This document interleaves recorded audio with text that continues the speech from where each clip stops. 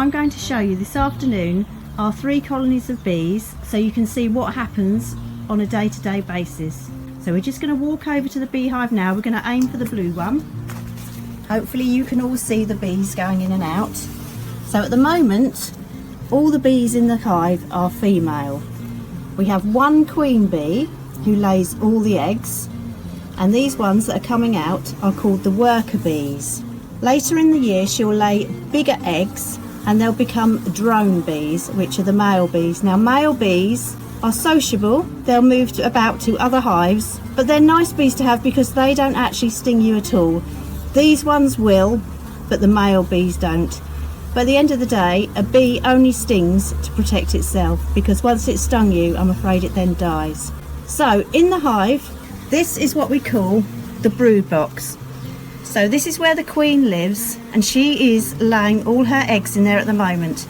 Now we know she's laying eggs because if you watch the bees coming in and out, they have pollen on their legs, so hopefully you can see that.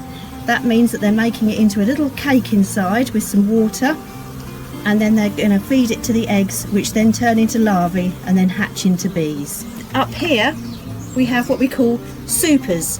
This is where they make the honey. So it's the same principle. There's lots of frames in here, what we call foundation, and they build out from the foundation and they use the cells that are in there to make honey and store it. When we want to inspect, we take the lid off. So we always have these, which are what we call hive tools. These are for prizing things apart, because often inside the hive things get quite glued up because they make something called propolis, which is quite hard to get rid of. If we have any stray bees on a frame, particularly when we're taking the comb out to spin off the honey, we just brush them off very gently with this brush that's got natural hair. So when we take the combs out, we often use things like this. This is what we call a smoker. I haven't lit it today because we won't be using it, but you make a little fire inside, paper and a little bit of wood, some sticks. We often put grass cuttings in there, dried grass cuttings. You light it and then you puff it like that and you get lots of smoke. Now what happens is when we puff the smoke, it makes the bees go down to the bottom of the hive, so they actually get out of our way, which makes it a little bit easier for us. So when we spin off the honey, it then becomes this, which I know some of you will have seen in the cafe. So this is last year's honey made from wildflowers. And I hope my assistant cameraman can show you my lovely outfit. So this is what I wear when I go to look at the bees, because I don't know if you're aware, but I'm actually become very allergic to bee stings. So I have to be very, very careful in the hive. Actually we call it an apiary, I should tell you that. So if I do get stung, I have this, which is an EpiPen now, which I have to inject in my leg very quickly, but hopefully we won't be using that today. So this is our apiary. We've painted them pretty colours, as you can see. We've got cream, blue and pink, and hopefully later on in the year we'll be getting some honey out. If we're still on lockdown when we get to the honey process, we'll film that so that you can see that too. This is what the frame looks like inside the super. So this is one of the ones where they store the honey. So when this is all capped over with wax, we cut it off with a very sharp knife, put it in our spinner, which is centrifugal, which means that it spins around really fast and can go both ways, and then the honey spins out, and then we just turn a tap and it comes running out into a bucket. So that's what the actual super frame looks like, and you can actually see a little bit of leftover honey glistening away in there. Today we're going to look inside the beehives that we showed you before. So the first thing we're going to do is light a smoker. Egg boxes, and you can see they're going in.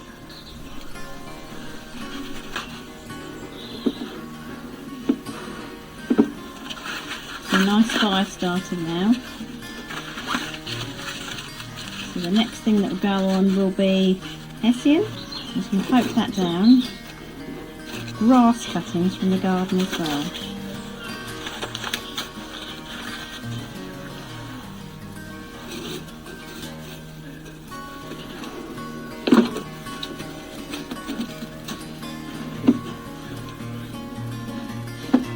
See, it's smoking nicely now, all ready to go in.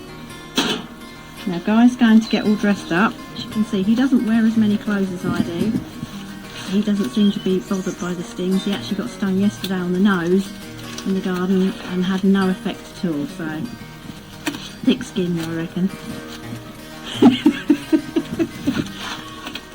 Right, so he's putting on his gloves, 2 pairs of gloves, so that if we do get stung at all on the hands, we can just whip 1 pair of gloves off really quickly and it pulls the sting out with him. It's all about getting the sting out as quickly as possible if you ever do get stung. So he's got his hive tool as well that he's going to bring over, and today we're going to put in the queen excluders. So we're going to open up the hive, go down to the bottom brood box and put the queen excluder on the top, but you'll get a good look inside the hive today, so you'll see all the bees at work. Okay, so off we go. And put your hood up. That's nicely light.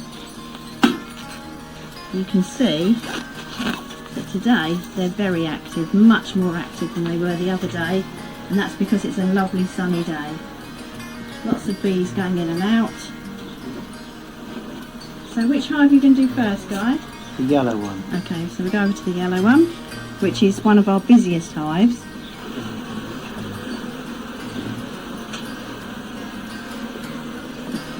So you can see I'm standing really close to the hive entrance, but I'm very safe because I've got all my gear on. That's the lid coming off. See, hear that? That's the propolis that is making them all a bit sticky. Now you can see all the bees inside. This is the part of the hive where they make the honey, which I told you about was called the supers. Now we haven't put our queen excluders in yet, so the queen may have come up to lay eggs. That's why we need to get it in as soon as possible. And we're going to smoke them now, and hopefully by smoking them it will send the bees down, so that if she is up here she'll go down right to the bottom.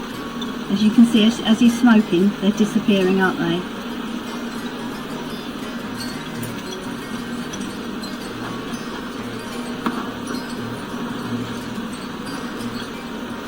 Because there's up to 80,000 bees, is that right? In a hive. To find her is quite tricky, but you never know, we might find her today, and then you can see what she looks like compared to the other bees.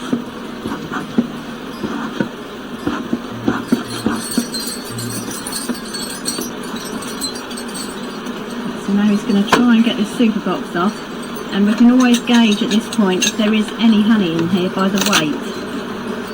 Can you hear them? They're getting noisier and noisier because they're probably a little bit cross now.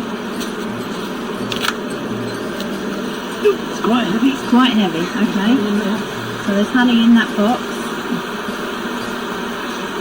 So they might have been moving stores around from the brood box, which is the one at the bottom, up to the top. So this is another super. This hive's actually got 3 supers on, so we like to give them a lot of food for the winter. So a bit more smoke, and these ones will go down.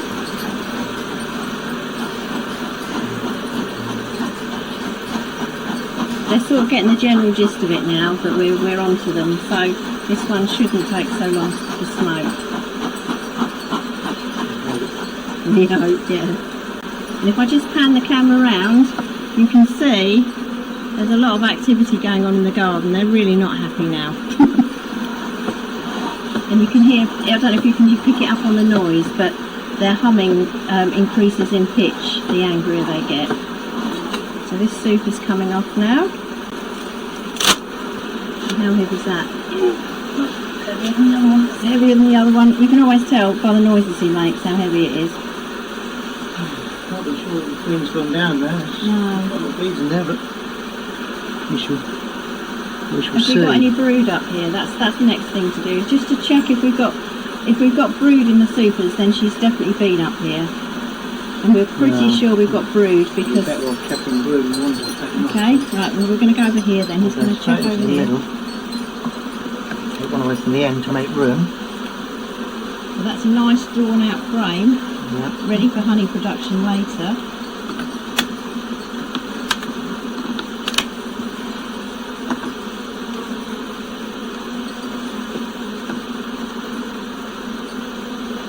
that's all honey. That's all honey. It's promising. Very early for them to be putting honey in, but there are a few flowers out. So you haven't seen any brood in there. No. So you don't think there'll be any brood in the one above? No. So we're going to check this one now, because they tend to go nearer the bottom rather than the top. This is a super one again. Do you really want me to check it? Just to see if there's any brood in here. We don't really look at our bees very much at all because we class ourselves as natural beekeepers, so we don't use any chemicals on them. There's honey in that one. Honey in that one. Okay.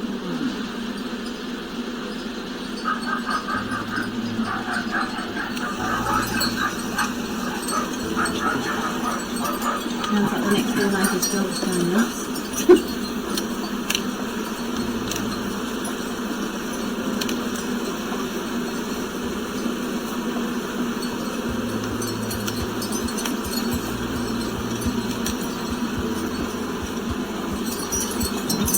If there's going to be brood at all in this box, it's predominantly usually in the middle because the queen usually likes to go straight up. So that's why he's trying to prize them apart to get into the middle one.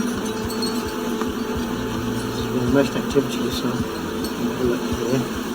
There's a lot of activity on this frame. All honey, but they've cleared the centre ready for laying eggs. Okay. So we think she's not at the top. But what's the bottom there? There's larvae at the bottom. Larvae. Yeah, I can see there was larvae hanging on the frames below. I'll put them back. So I thought I'd show you this today, as it's a nice sunny day. This is what we call in the beekeeping trade having a flow on. What it means is that there's so much nectar out there that bees are just going nuts, as you can see. They're actually queuing up to get into the hives. And that's because the horse chestnuts are out, the oilseed rope's just about finished. Lots of trees are coming into blossom now, so there's an awful lot out there for them to forage on. And this is at their peak really, you can see how busy they are. Now I'm filming this from inside the greenhouse, so don't worry, I'm not going out that close today. We looked at them yesterday and they are absolutely rammed full of honey. So the next video I show you about bees will probably be as we start to extract. Okay, so this is bees when they're in full flight, getting a flow on. Right, this is our bird bath in the garden. I've come out here to show you how important it is to leave out water for bees. So if I zoom in, you can see that bees having a nice drink out of the bird bath. There's others that are waiting to join in. So if you're in the garden, always make sure you've got a saucer with some stones in and some water so they can all have a drink, because insects need to drink as well as us. So today we're going to extract honey, and the first thing we have to do is clear the beehive as much as we can from bees. So I'm going to pass you over and this will be explained to you. This is what's called a clearing board, Canadian clearing board. The way it works is the bulk of the hive is underneath. The supers you're trying to clear you put on top, and all the bees in the supers will travel down to go out to work. They'll go down through this hole and they can come out of all these little holes around the edge into the hive and off to work, but they don't come back. They don't seem to work out how to come back. It's a bit like a one-way valve. So after a few hours the top part of the hive is empty of bees. Okay, so he's now going to go and put those on the hive. I'm going to go into the greenhouse because I'm not actually dressed for it at this moment. So I'm going to go into the greenhouse and show you through the window. It's very hot in here. Okay, so you can see he's put that next to the beehive. You can see there's lots of activity going on today. Now the first thing he's going to do is he's going to move the blueberry bushes. That's very sensible. So he's got 3 clearing boards for 3 hives. And these are things he's actually made himself. We've tried all the normal ways they suggest and the normal methods, but these are a homemade thing that he's sorted out himself, and they seem to be the best way as it is. If you can't work it out, do it yourself. So he's got his smoker already. So you see he's taken the lid off. And what he's doing is he's going to take the two supers off. If I can explain to you, if you see the pink one in front of me, there's one super. You can see a strip of wood and there's one super above it. So what he's doing is he's taking the supers off, and then he's going to put the clearing board where that piece of wood is, which is what is actually called the queen excluder, so the queen can't go up into the supers. I think he'll probably have to lift them off one at a time because they're very heavy if they're full of honey. Each super can weigh up to about 30 pounds. He hasn't groaned or anything at the moment, so perhaps it's not so bad. Okay, so that's the other super coming off. This is where he'll probably use a little bit of smoke maybe just to brush the bees or make sure there's, because we're always very concerned about squashing any bees. There's the clearing board going on, and then everything will go back. Hello, right, we're back now. Several hours have passed, and we're just going to start taking out these supers so we can see what we've got to clear. So that's the lid coming off. The internal lid coming off.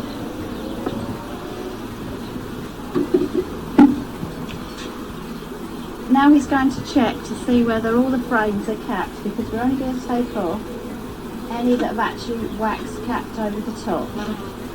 So you start at the end. There's probably a lot of propolis in here, so it'll be quite sealed in. So that's only capped on one side. Only capped one side, so we will probably give them that one back. So that's capped on that side, but they've left a little hole in the middle. Yeah, but it's dark. I don't think it's light, so I'm going to give that back as well. I'm going to give that one back too. We try not to be too greedy. And we're only trying to take the rape.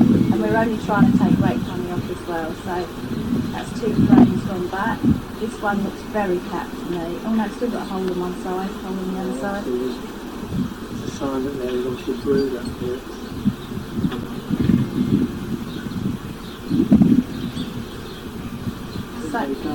Same pattern, all very dark, so maybe this isn't rape at all. This could be from the horse chestnut.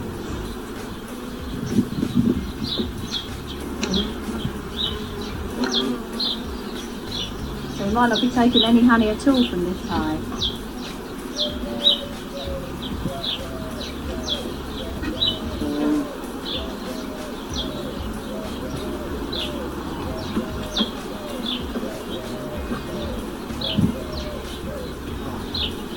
Pale in colour. And cap? It's not very capped, so we can't take that one either. And then from there onwards, there's nothing that's capped with plenty of honey. So I think this hive, we'll leave it alone. So we're going to leave this one alone completely, but obviously we're going to have to sort out this clearing board so that they can all have their space back. Because at the moment there's not many in the top, they're all underneath. So this is where you get to see how we clear the clearing board. It's quite exciting, this bit. So remember how they were earlier with the vent underneath so they could come down but they couldn't get back up. So in this short time, it's about 3 hours, they've already made it nice and sticky. You can see where they've come down but they can't get back up. Now we're going to put the super back on.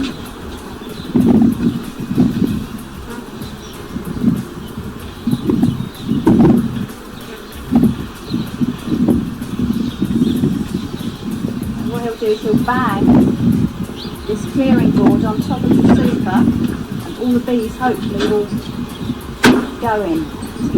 It sounds quite aggressive, but it's the best way of tapping them all in.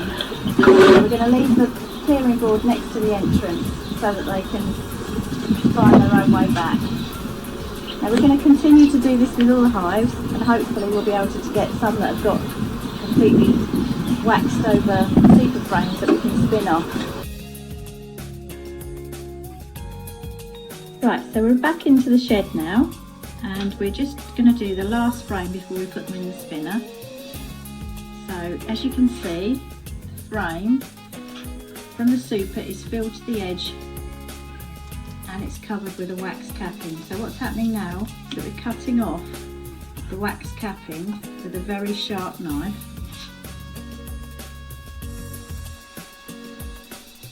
very gentle thing. You can get electric ones, we were just talking about this, but he's pretty good with a sharp knife, so we don't worry too much. And underneath is what we call the cappings tray, which is where all the wax is going, and any loose honey that's in there will just gradually drip through to the tray underneath. We'll leave it in there for a couple of days, and then what we do is we give that wax back to the bees to clean up. And by the time we get it back, it's just like very sort of waxy paper almost, and then I can render that down and make that into beeswax. So he's just cutting off the last side there. So we didn't actually take off that much at all in the end. We left them an awful lot. Only got another 6 or 7 to do after this, so about 15 frames altogether. So now this is going to go into the spinner. It's a centrifugal spinner that just slots down. It's like a cage inside. When it's in there, I'll show you. It has to fit in the grooves in a certain way, and you always get very sticky fingers doing this. It's a horrible job. I've just left in one little space. I've done all the rest myself.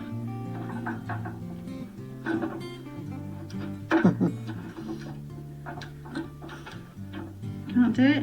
I probably can.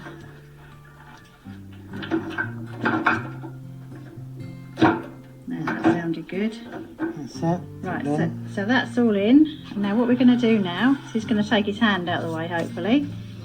And this is my control button. So I'm going to switch it on.